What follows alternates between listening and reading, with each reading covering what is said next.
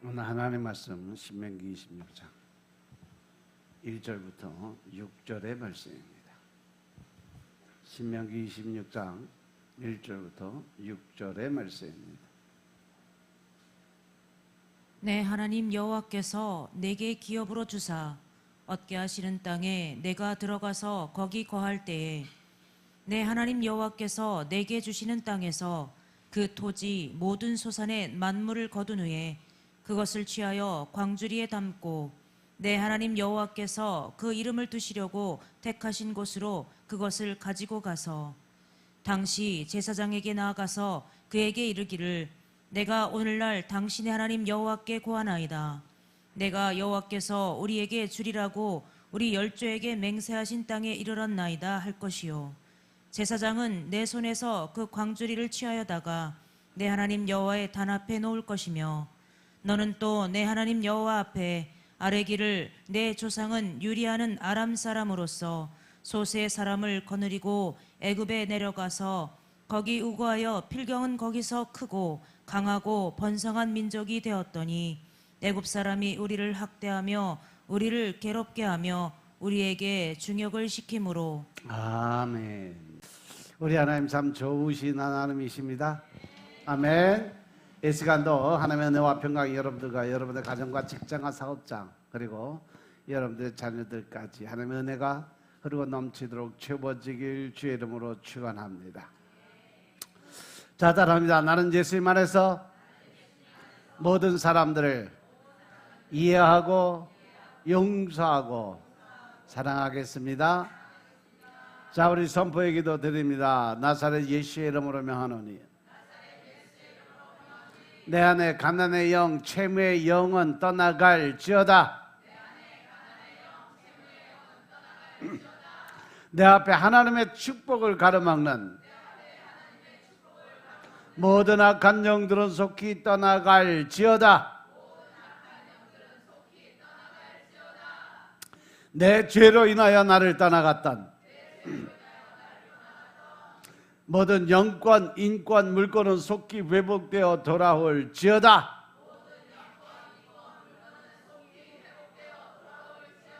아멘. 우리 안에는 가난의 영, 채무의 영이 다 떠나간 줄로 믿습니다. 우리의 모든 빚은 다 청산되어진 줄로 믿습니다.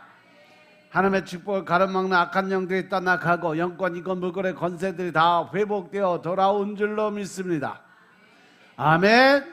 이 시간도 하나님의 영광, 하나님께 영광 올려드리는 귀한 시간 되시길 주의 이름으로 축원합니다. 오늘 신명기 26장 1절부터 6절의 말씀 가지고 추수감사 주일의 예배란 제목으로 말씀을 올려드리겠습니다. 따라합니다. 추수감사 주일의 예배. 추수감사 주일의 예배. 오늘이 바로 무슨 날이요? 추수감사 주일. 앞에 너무 이쁘게 해놨죠. 1년 동안 열심히 농사진 거 하나님께 이제 첫 소산을 하나님께 올리는 거예요.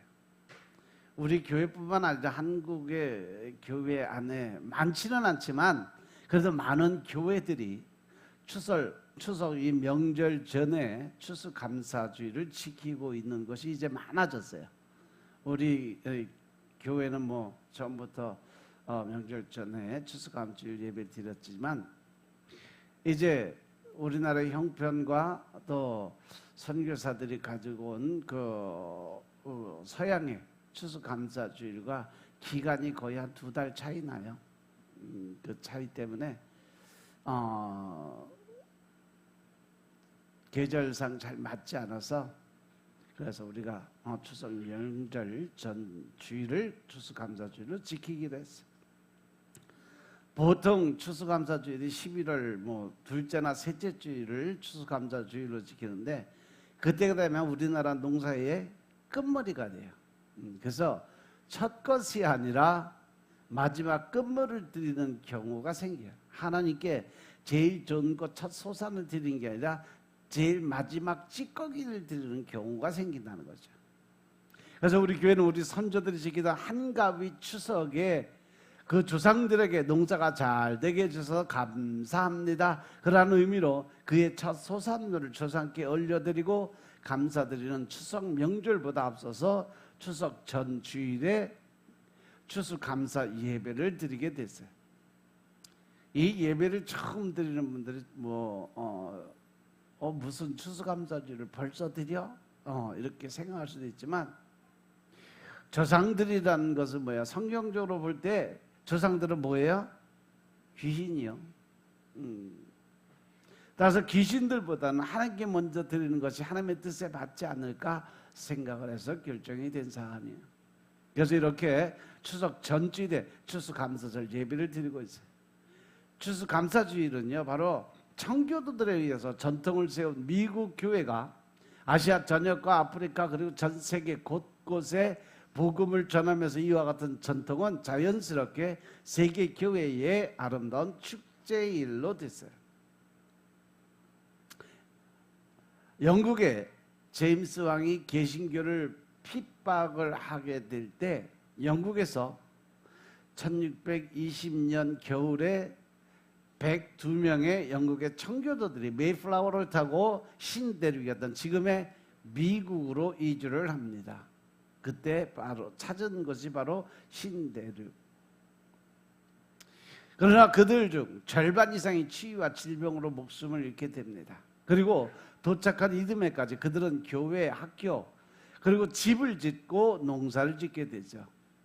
그때 그들의 농사를 도와줬던 사람들이 누구냐? 바로 아파치 인디언들이었어요. 하지만 여기서 살아남은 사람들이 원주민들에게 농사 짓는 법을 배우고 정착을 했고, 그 이듬해 가을에 곡식을 추수하게 돼요. 그들은 이렇게 수확한 곡식으로 하나님께 감사의 제사를 드렸어요. 이것이 바로 첫 번째 추수감사주일의 유래가 된 거죠.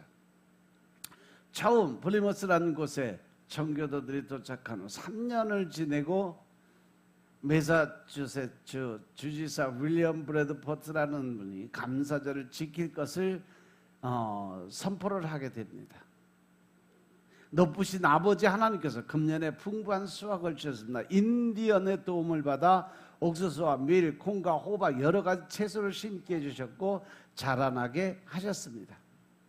숲에서는 사냥을 할 수 있도록, 바다에서는 생선과 조개들을 넉넉히 거둘 수 있도록 축복해 주셨습니다. 야만인의 습격에서 보여주시고 여러 질병으로부터 우리를 지켜주셨습니다. 그 무엇보다도 우리는 우리의 양심을 따라 자유롭게 하나님께 예배를 드릴 수 있게 되었습니다. 그러므로 나는 순례자들에게 선포합니다. 주 1623년 11월 29일 목요일, 이날은 오전 9시부터 12시까지 모든 어른과 아이들이 함께 모여서 목사님 말씀을 듣고 이 모든 축복을 내려주신 전능하신 하나님께 추수감사의 예배를 드리십시오 하고 선포를 하죠. 미국의 개척은 이렇게 하나님께 드려지는 첫 예배로 시작해서 감사의 예배로 시작이 된 거예요. 이들 건국의 조상들이 감사 예배를 드릴 때 그들은 아직 황무지 벌판에 있었어요. 그들이 가진 것이 풍부해서 드린 감사의 예배가 아니에요. 그들은 없는 중에도 하나님이 우리에게 모든 주신 것에 대해서 감사하기 때문에 정성을 다하여 드린 예배가 바로 추수감사 예배입니다. 그러다가 1789년 조지 워싱턴 대통령이 11월 26일 감사주일 선포를 하였고, 링컨 대통령이 11월 마지막 목요일로 선포를 하게 되고, 그 다음에 1936년에 미국 의회가 11월 셋째 주 목요일로 선포하면서 지금까지 지켜오고 있다는 거죠. 우리나라는 미국 선교사들에 의해서 교회가 세워지니까 11월 셋째 주일에 추수감사절로 지키는데, 그런데 요즘은 어떤 교회는 추석 전주일을 지키고 어떤 교회는 10월 셋째 주일로 지키고 이렇게 나름대로 자기 주장들을 세워가요.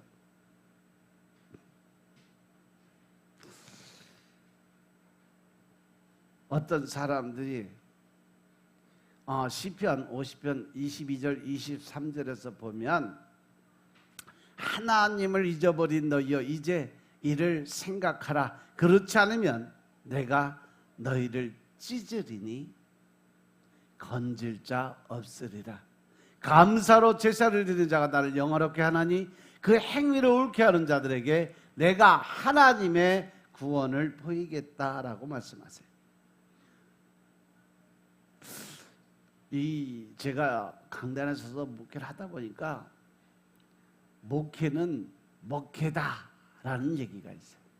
무슨 소리냐면 목회를 잘 하려면 잘 먹어야 돼요. 먹는 것을 잘 먹어야 된다 이 말이에요. 뭘 잘 먹냐? 제일 먼저 말씀을 잘 먹어야 된다. 할렐루야. 그리고 예찬을 잘 먹어야 되고 은혜를 잘 받아 먹어야 되고 축복을 잘 받아 먹어야 됩니다. 그리고 범사에 감사를 드릴 수 있어야 성도들 즉 양들을 먹일 수 있는 꼴이 준비가 된다라는 거죠. 하나님이 우리의 소원을 들어주지 않는 것이 아니라 우리에게 은혜를 베풀기를 원하지 않는 분이 아니라 무엇보다도 하나님을 기뻐하는 자의 소원을 이루어 주시는 분이라는 거 명심하시기 바랍니다. 시편 37편 4절에 보면 또 여호와를 기뻐하라. 내가 내 마음의 소원을 이루어 주시리로다 라고 했어요. 하나님을 기쁘게 하는 것이 우리의 소원이 이루어지는 방법이다 라고 말씀하시는 거예요. 이제 감사가 축복이라는 거 이해가 되십니까? 오늘 주님의 은혜만을 생각하면서 마음껏 하나님께 감사의 고백의 기도를 드리시기 바랍니다. 예배는 우리의 소원을 간구하는 시간이 아니라 바로 하나님을 기쁘게 해드리기 위해서 우리가 가진 모든 존귀와 영광을 올려드리는 거예요. 내가 받는 것이 예배가 아니라 내가 하나님께 올려드리는 것이 예배의 모습인 것임을 깨달으시기 바랍니다. 어떤 사람은 왜 굳이 추수감사절 예배를 따로 드립니까? 라고 물을 수도 있는데 왜 드리냐 하면 우리들이 하나님의 은혜를 알고도 그 하나님의 은혜에 대한 감사를 드리지 않기 때문에 그래도 1년 중에 이날만큼은 그래도 하나님께 감사를 드려라 하고 정해준 날이 추수감사 주일이에요.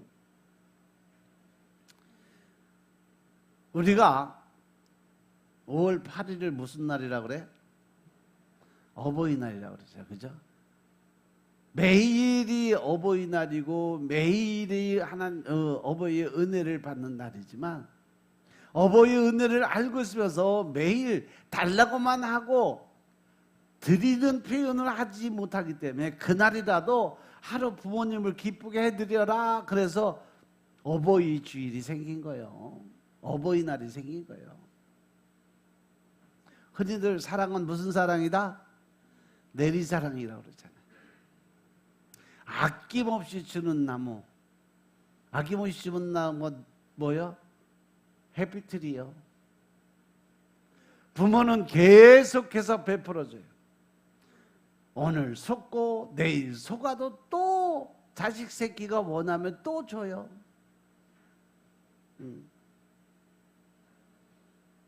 하지만 그것에 대한 감사를 올려드리냐는 거죠.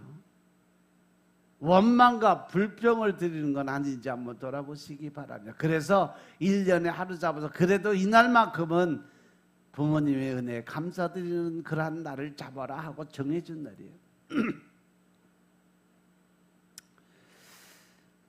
우리가 신앙생활하며 믿음생활하며 하나님께 받은 것에 대한 감사를 드릴 수 있는 그동안 잃어버렸던 그 참된 예배, 하나님을 기쁘게 하지 못했던 일들을 오늘 하루만이라도 회복시켜서 하나님께 올바른 감사를 드려라 하고 정해준 날이 추수감사주일인 것임을 깨달으시기 바랍니다.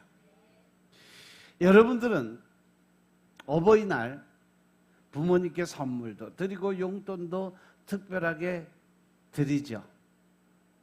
안 드려요? 왜? 부모님들을 기쁘게 하기 위해서, 그날 하루라도 웃게 만들게 하기 위해서 여러분들이 준비하는 이벤트잖아요.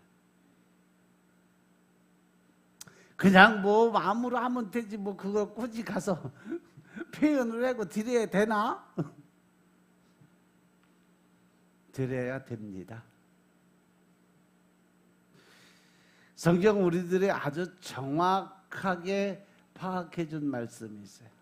물질이 있는 곳에 내 마음이 있느니라. 아멘. 오늘 하나님을 기쁘게 하기 위해서 나는 오늘 하나님께 무엇을 준비하고 드렸는지 한번 돌아보시기 바랍니다. 1년에 한 번 하나님께 올려드리는 감사의 날이야. 최소한 부모님보다는 높으시고 부모님보다는 더 하여와 같은 그 사랑을 품고 계신 그 하나님께 우리가 드릴 수 있는 것이 과연 무엇일까? 물론 뭐 금전적인 부분만이 아니에요. 여러분들 하나님은요 우리 중심을 보시는 하나님이세요. 그렇기 때문에 물질도 물론 하나님께 드리는 예배의 제물이 되지만 하나님은 우리의 그 마음을 더 깊이 받으신다는 사실 명심하시기 바랍니다. 근데 우리를 보면 표현하는데 참 인색한 모습으로 살아가요. 그리고 나서 하는 변명이 꼭 뭐 그걸 말로 해야 되나? 그걸 꼭 뭐 물질을 드려야 되나? 말도 해야 되고 물질도 드려야 돼. 그것이 바로 표현하는 방법이고 그것이 바로 감사의 표현 방법이에요. 누가복음 17장에 보면 예수님이 10명의 문둥병자를 고치신 사건이 나와요. 그죠? 10명의 문둥병자가 와서 예수님이 고쳐달라고 소원을 하자 불쌍히 여기셔서 그들을 고쳐주시고 가서 제사장에 가서 몸을 보이라고 말씀하세요. 제사장이 몸을 보인다는 것은 이미 병이 다 나은 것에 대한 확증을 제사장에게 받아야 되기 때문에 그렇습니다. 그런데 이들이 기뻐서 달려가다 보니까 어느새 자기들의 그 몸에 있던 문둥병들이 싹 다 나은 것을 봤어요. 그런데 9명은 기뻐서 사람들에게 자랑하고 싶어서 뛰어갔고 오직 한 사람만이 예수님을 찾아와서 예수님의 발 앞에 엎드려 감사의 기쁨을 전했어요.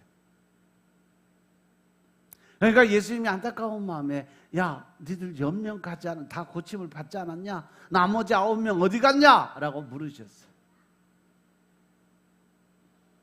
왜냐하면 그들에게 감사의 마음을 모르고 떠나간 사람들을 향한 안타까운 마음을 가지고 있었어요. 10명을 다 구원했는데 9명은 세상을 향해 다시 달려가서 구원의 반열에 들어오지 못하고 오직 한 사람 하나님 앞에 예수님 앞에 나와서 감사의 제단을 쌓았던 그 한 사람만이 구원의 반열로 들어왔음을 믿으시기 바랍니다. 사실 감사는 고통의 시간을 지나면서 가장 강력하게 고백이 됩니다. 고통과 실패를 경험하지 못한 사람들에게 감사라는 단어가 와 닿을까? 그렇지 않다는 거죠. 내가 그만큼 힘들고 어려운 과정을 거쳐서 얻어온 그 결과가 나에게 감사와 기쁨의 순간을 주고 있다는 것을 깨달으시기 바랍니다. 우리가 너무 바쁘고 세상을 살다 보니까 잃어버린 것이 바로 감사의 제단이에요. 많은 사람들이 감사를 잃어버리고 살아가요. 근데 오늘 문제가 뭐예요? 하나님은 감사의 예배를 원하는데 우리들이 드리는 감사의 예배는 없다는 거죠. 오늘 시편 기자는 그 이유를 시편 50편 22절에서 하나님을 잊어버렸기 때문이다 라고 설명을 해요. 하나님을 잊어버린 너희라는 것은 바로 자신의 삶에서 하나님의 역사가 일어나고 하나님의 도우심이 있음에도 불구하고 그것을 깨닫지 못하고 알지 못하는 사람들이에요. 그것이 감사를 잃어버린 사람들이에요. 내가 우선이 되는 거예요. 모든 것은 내가 잘나서, 내가 똑똑해서, 내가 운이 좋아서 하나님이 옆에서 도와주시고 인도해 주신 거라는 건 생각을 못한다는 거죠. 그래서 하나님이 잊어버린 너희는 인생의 성공과 축복 가운데 하나님의 은혜를 잊어버린 자여라는 의미를 품고 있음을 깨달으시기 바랍니다. 하나님이 잊어버린 너희는 고통 가운데 하나님의 음성에 귀를 기울인 것이 아니라 세상과 사람의 소리를 귀를 기울이고 사는 사람들이에요. 하나님을 잊어버린 사람들은 자꾸 인생을 중간 결산하려고 해요. 아직도 하나님의 은혜의 과정이 있다는 것을 깨닫지 못하고 자꾸 사건 중심으로 삶을 바라보려고 해요. 그러면 하나님을 잊어버리지 않고 기억을 하면 어떤 일이 일어날까? 출애굽 14장은 출애굽한 이스라엘 백성들이 홍해를 앞두고 막막하고 절망을 느꼈을 때의 그 모습을 그려놨어요. 그 순간 이스라엘은 하나님을 잊어버리고 불평하고 후회하고 있었어요. 앞에는 홍해여 뒤에는 애굽 병사들이 엄청나게 쫓아서 죽이려고 그들이 엄청난 기세를 몰고 쫓아오고 있었어요.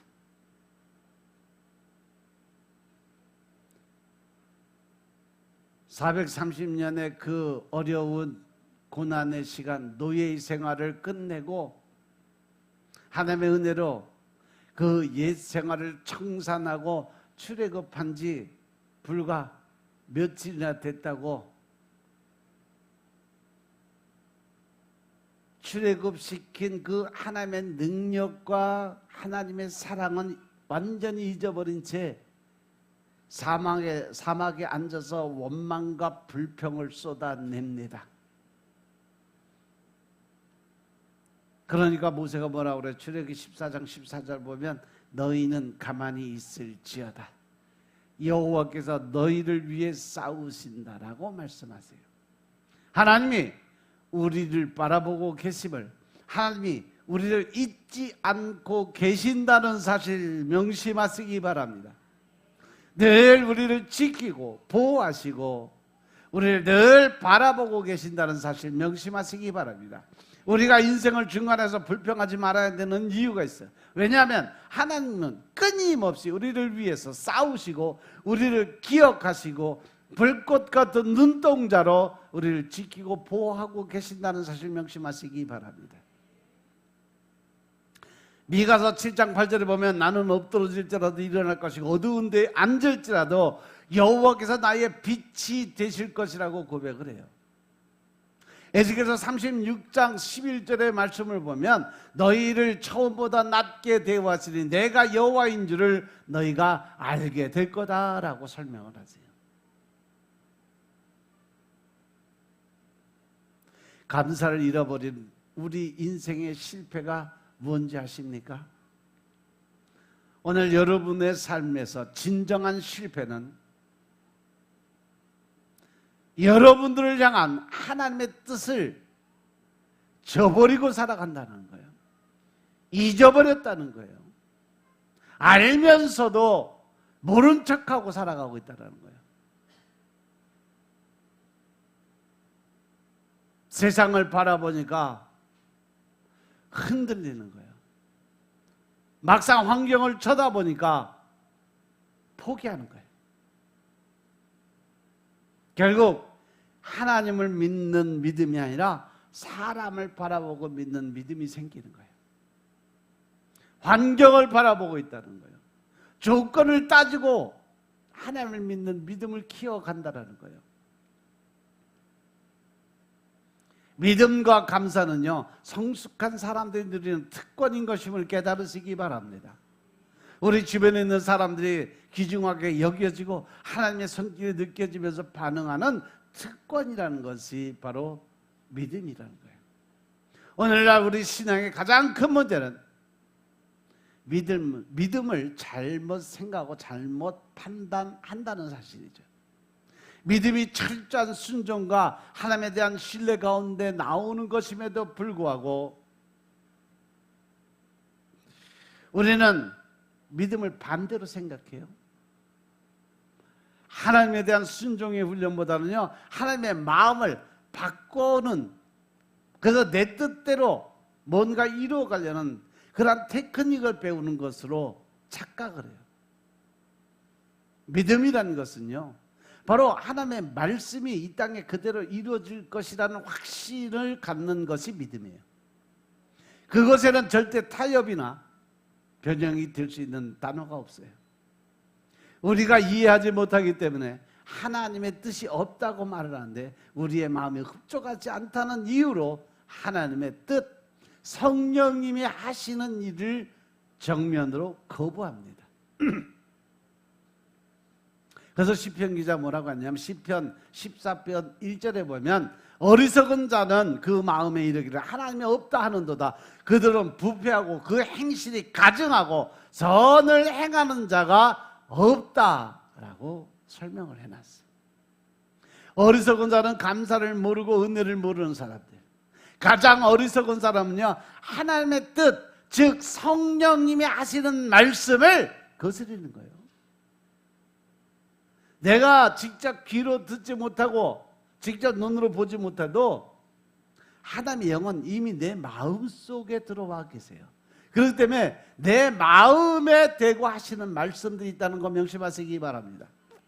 여러분들 가끔 내가 어떻게 해야 될지 모르고 방황하고 있을 때 마음속에 이렇게 해야 되겠지, 이렇게 해야 되겠다, 이렇게 결정을 해야지, 이렇게 생각하는 것 자체가 내가 하는 것이 아니라 내 안에 계신 성령님이 나에게 방향을 알려주고 그 해답지를 여러분 손에 쥐어주는 거예요. 그것이 하나님이 일하시는 방법이에요. 근데 그것을 내가 생각하고 내가 결정한 것을, 그래서 내가 잘나서 그 일을 해결하고 성공한 것처럼 착각하지 말라는 것입니다. 아멘. 원망과 불평이 많고 세상적인 환경 조건을 따지는 사람들은요, 하나님을 알고 믿는데 왜 제 주변의 환경이 바뀌지 않느냐고 따져요. 왜 기도드리는 나에게 분노가 사그러지지 않고 늘 아직도 내 마음속에 그 우라통이 아직도 남아있는지. 하나님은 우리에게 온유하고 겸손하라고 말씀하십니다. 시기하고 질투하지 말라고 말씀하십니다. 혈기를 내지 말라고 말씀하십니다. 따라서 여러분들은 하나님의 말씀을 온전히 믿고 따르시길 주 이름으로 축원합니다. 물론 내가 하나님의 뜻에 맞춰 산다는 것 자체가 힘들고 어려운 줄 알아. 하지만 그 순간에 하나님이 요구하시는 것은 바로 감사로 제사를 드린다는 사실 명심하시기 바랍니다. 1989년 어느 추운 겨울날 에드먼드 하빗이라는 여인이 한 불량 청소년을 그리스도의 사랑으로 교화시키기 위해서 복음 전도를 하다가 그 소년에게 끔찍한 폭행을 당합니다. 옆에 있던 슬레이트 지붕 그 조각으로 머리를 맞게 돼. 그 결과 그녀는 장장 7개월 동안 척추를 치료를 받게 됩니다. 병상에 누워서 꼼짝 못하고 사소한 일도 남의 도움을 받아야 하는 투병 생활로 그녀의 신앙은 점점점 악화되기 시작을 했어요. 그러다 보니까 신경이 날카로워졌고 그 소년에 대한 증오심이 싹트기 시작을 합니다. 그러다 어느 날 병실 청소를 하는 흑인 여자가 열심히 청소를 하면서 흥얼흥얼 찬양을 불러요. 그 모습을 본 이 여자가 벌컥 화를 내면서 이봐요, 청소하면서 뭐가 그리 좋다고 찬성을 부립니까? 라고 윽박지르고 소리를 질러버렸어요. 그때 청소를 하던 그 여인이 이렇게 얘기합니다. 주님께서 나에게 닥친 형편과 처지를 찬송으로 바꿀 힘을 주는데 어찌 즐겁지 않겠습니까? 그래서 나는 어떠한 상황에서도 하나님의 신 은혜에 감사드림으로 하나님께 찬양을 올려드립니다 하고 열심히 찬양을 드리며 가더래요. 이 말을 듣는 순간 그녀가 엄청난 충격을 받고 지금까지 불평과 증오로 가득 찬 나날에 대해서 애통하며 회개의 눈물을 흘렸다고 그래요. 그리고 써내려간 찬양이 바로 찬송가 455장 주 안에 있는 나에게 딴 근심 있으랴 라는 찬양을 작곡하게 됩니다. 우리 오늘 그런 감사로 드리는 예배가 되기를 주의 이름으로 축원합니다. 감사를 많이 드리면 여러분들의 마음에 여유가 생겨서 정서가 풍부해집니다. 마음에 여유가 생기게 됩니다. 사람을 소중히 여기는 마음과 인생의 깊은 의미를 발견하게 됩니다. 이런 마음을 가지고 하나님께 예배 드릴 때 그 내용이 풍성해지는 것임을 깨달으시기 바랍니다. 그래서 하나님께서는 이스라엘 감사의 절기를 1년에 3번을 만들어 놓으셨어요. 첫 번째 뭐예요? 유월절, 두 번째 오순절, 세 번째 장막절. 오늘이 바로 장막절, 추수감사주일로 지내는 날이에요. 이러한 절기를 통해서 감사드릴 거리를 찾습니다. 무엇으로 감사를 드릴 수 있을까? 제일 먼저 내가 하나님의 택한 백성으로 선택받은 백성이라는 사실을 하나님께 감사드려야 될 줄로 깨달으시기 바랍니다. 신명기 7장 6절 7절 말씀을 보면 너는 여호와 내 하나님의 성민이라고 그랬어요. 내 하나님 여호와께서 지상 만민 중에 너를 자기 기업의 백성으로 택하셨다 그랬어요. 여호와께서 너희를 기뻐하시고 너희를 택하심은 너희가 다른 민족보다 수요가 많은 연고가 아니라 너희 모든 민족 중에 가장 적은 자인데도 불구하고 내가 너희를 택했다라고 말씀하세요. 여기서 중요한 단어는 하나님의 성민, 하나님의 택하신 백성, 하나님과 같은 가족이라는 사실이죠. 하나님의 특별히 선별해서 너는 나의 가족으로 세웠다라고 말씀하세요. 그러면 하나님이 나를 선택한 기준이 뭘까? 신명기 7장 7절에 보시면 여기서 너희를 기뻐하시고 너희를 택하신 것은 너희가 다른 민족보다 수요가 많은 연고가 아니라 너희 모든 민족 중에 가장 적은 자이기 때문에 내가 택했다라는 거예요. 하나님은 항상 똑똑한 사람, 높은 사람, 돈 많은 사람 이런 사람을 택하는 것이 아니라 가장 낮은 자, 가장 겸손한 자, 가장 나약하고 부족한 사람들을 택해서 하나님은 가장 높은 자리로 세워주신다는 사실을 명심하시기 바랍니다. 하나님이 이스라엘 백성을 가족으로 삼은 이유는 나라 자원이 많아서 아니면 백성이 많아서 아니면 땅덩어리가 커서 그렇게 지상에서 뛰어난 백성이 아니라는 거예요. 하나님이 절대 주권이 있어서 하나님이 우리를 선택해 주셔서 그렇게 만드셨다는 것을 인정하라는 말씀입니다. 이건 놀라운 하나님의 절대 주권에 관한 말씀입니다. 하나님이 나를 선별하신 것은 내가 숫자가 많거나 부자거나 많이 배웠거나 그런 것이 아니에요. 내가 가장 나약하고 가장 작은 자예요. 외적으로 보면 가장 초라한 자예요. 그럼에도 불구하고 하나님께서는 가장 하나님의 사랑받는 사람으로 여기신다라고 말씀을 주시는 거예요. 이것이 하나님께 드려야 되는 감사의 이유인 것임을 깨달으시기 바랍니다. 우리보다 성도들이 숫자가 많고 부자들이 많고 병것이 많은 사람들이 모여있는 곳이 많이 있어요. 하지만 우리는 부족한 것이 많습니다. 실수도 많이 합니다. 이러한 우리를 통해서 교회를 섬길 수 있는 특권을 주신 것은 바로 하나님께서 우리에게 감사의 제목을 주셨다는 사실 명심하시기 바랍니다. 구약에 보면 족보가 끊어질 뻔한 하는 위기가 많이 있었어요. 예를 들면 사사기에 자기 소견대로 살아서 세상은 큰 가난이 찾아왔어요. 결국 나중에 흩어져 버리죠. 하나님을 떠나서 멀리 가버리면 결국 고생 무슨 고생? 개고생. 여러분도 다 아는 것 같이 엘리멜렉도 부인과 두 아들과 함께 고향을 떠나버려요. 그래서 고향을 떠나자마자 모든 일이 안 되는 일들이 벌어져요. 그래서 본인도 죽고 두 아들도 결혼을 했지만 자손도 없이 죽어버려요. 결국은 그의 부인과 두 며느리만 남게 됐을 때 그의 부인 나오미가 도저히 객지 생활을 더 이상 할 수 없어서 고향에 돌아가기로 작정을 합니다. 그래서 두 며느리에게 이제 너희들은 친정으로 돌아가라고 이야기를 해요. 그러니까 큰 며느리가 기다렸다는 듯이 바로 집으로 떠나가 버려요. 하지만 작은 며느리인 이 루시,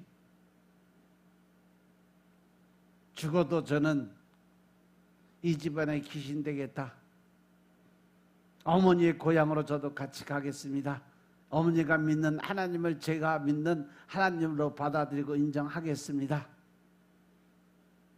나오미는 쫄딱 망했지만 그러한 자기를 알면서도 끝까지 따라가겠다는 룻과 함께 고향으로 돌아오게 됩니다. 놀라운 사실은 하나님께서 그를 지키고 보고 계셨다는 사실이죠.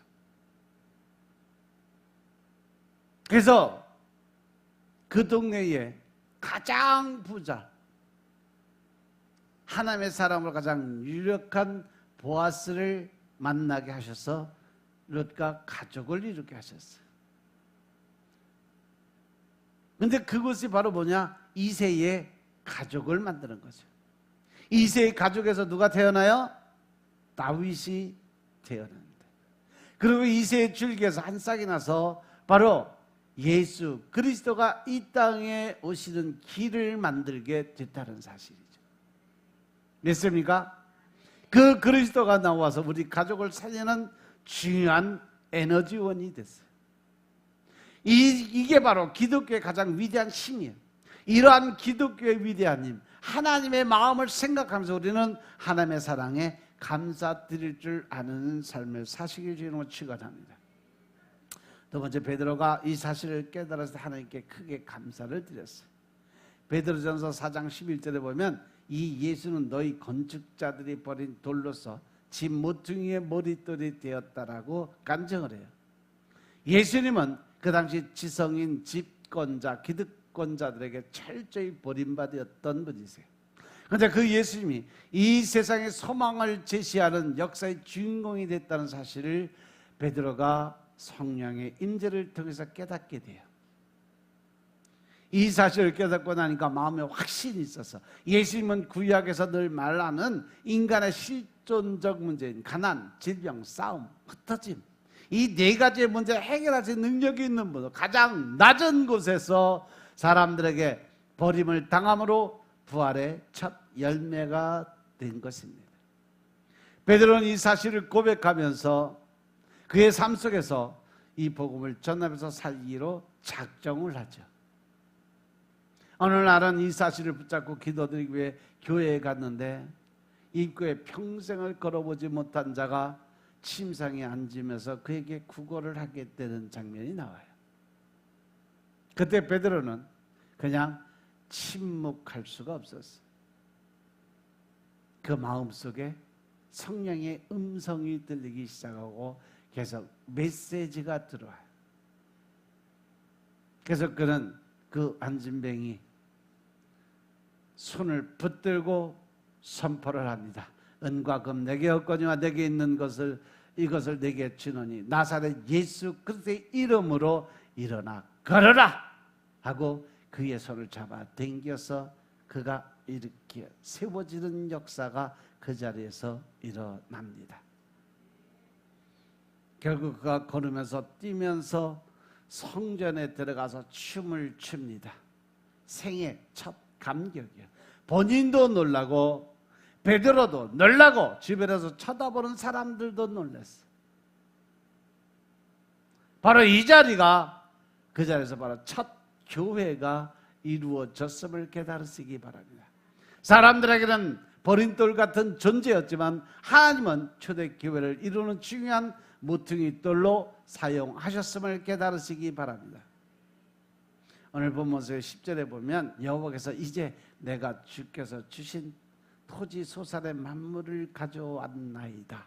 너는 그것을 내 하나님 앞에 두고 내 하나님 여호와 앞에 경배할 것이며 라고 되어 있어요. 여기서 만물이라는 것은 뭐예요? 바로 첫 번째 열매라는 거예요. 아멘. 예수님은 모양도 없고 불품도 없는 루스의 가지에서 이새를 낳고 이새의 한 뿌리에서 한 싹이 나서 부활의 첫 열매를 맺게 만드셨어요. 베드로 역시 모양도 없고 볼품도 없는 인생이었어요. 배를 몰고 고기 잡으러 바닷가에 갔다가 고기 한 마리도 잡지 못한 때가 한두 번이 아니었다는 거죠. 그런데 부활의 첫 열매인 예수 그리스도의 이름을 부르면 나아갈 때 첫 만물, 즉 평생에 한 번 걸어보지 못한 그러한 사람이 걷고 뛰면서 하나님께 찬양 드리는 그러한 능력의 사람으로 바뀌었다는 사실 명심하시기 바랍니다. 이것이 바로 첫 열매예요. 이렇게 추수감사주의를 지내는 사람은 항상 이러한 첫 열매가 나올 것을 기대하고 기대하시라는 거죠. 이미 주변에서 첫 열매가 있는 사람은 그것으로 감사를 드리고, 그렇지 아니한 사람도 첫 열매가 반드시 나올 것을 기대하는 절기가 바로 추수감사주일의 의미가 된다는 사실 명심하시기 바랍니다. 새로운 희망과 또 다른 열매를 기대할 수 있는 시간이 되시길 주 이름으로 축원합니다. 11월 11일 단 하루에 16조 5천억을 번 사람이 있었어요. 실제적인 일이요. 우리는 평생을 평생을 봐도 살아도 만져보지도 못할 돈 그는 하루 만에 벌었어. 16조 6천 원. 그 이름이 누구냐? 바로 중국의 가장 큰 갑부 마윈. 그는 중국 상하이 남쪽 항저우의 가난한 사람의 아들로 태어났어요. 북경대학에 2번이나 씹혀서 시골대학에 들어갔어요. 미국에 유학하기 위해서 10번이나 입학 원서를 냈지만 다 거절당했어요. 왜? 인정이 안 돼요. 입학 허가를 못 내죠. 그래서 유학을 포기하고 중국의 기업에 취직하기 위해서 입사 원서를 냈는데 그나마도 입사 원서도 30번이나 낙방을 먹어요. 한때 그의 별명이 뭐냐? 그냥 길거리에 불황자 그 삶을 빗대서 부르는 말로 시리거라는 단어가 있는데 그 자체가 시리거였어요. 중국판 꽃거지. 그렇기 때문에 그가 사업을 한다고 하니까 주변의 사람들이 다 손가락질하고 비웃었어요.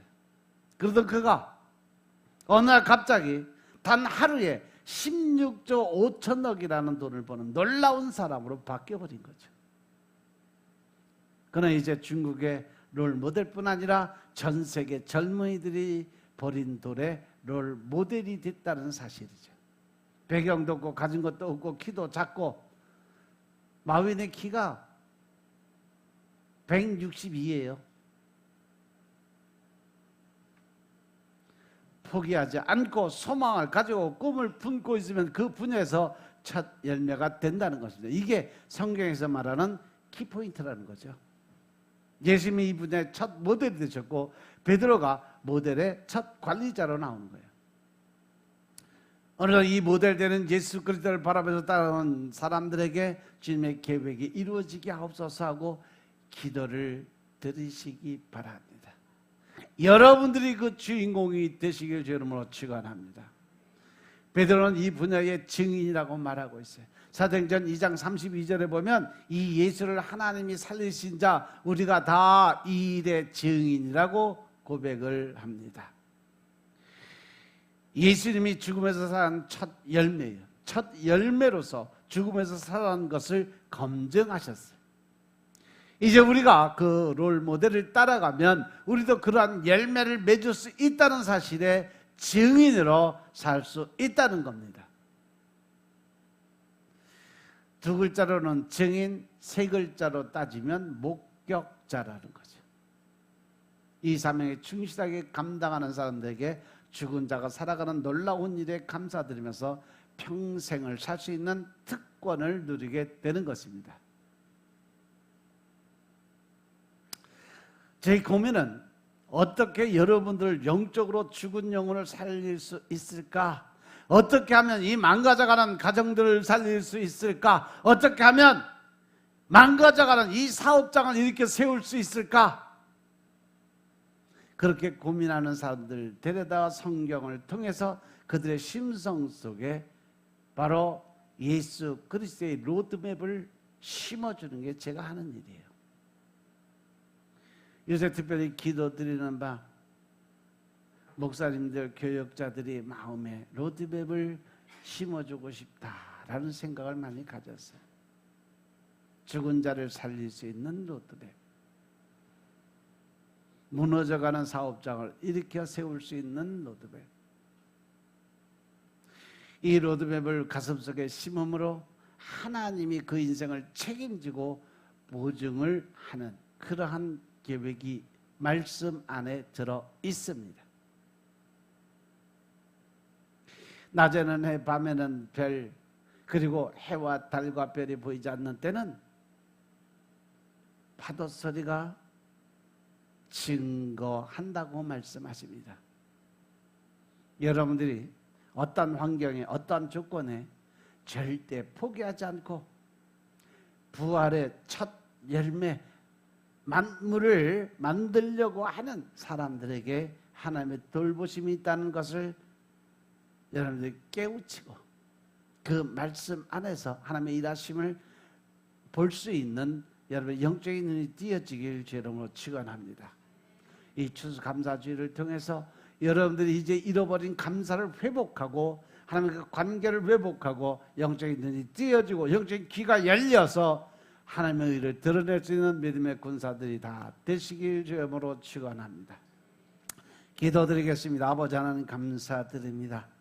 우리가 추수감사주의를 통해서 하나님을 만나게 하시고 또한 하나님의 뜻에 세워짐을 받는 더 큰 하나님의 일꾼들이 되게 하시니 감사드립니다. 성령님이 이곳에 임하셔서 우리가 하나님의 의를 드러나게 축복하시고 오직 주님의 영광을 위해 살아갈 수 있도록 역사하여 주옵소서. 모든 말씀으로 주 예수 그리스도의 이름으로 감사드리며 기도드려 싸움나이다. 아멘.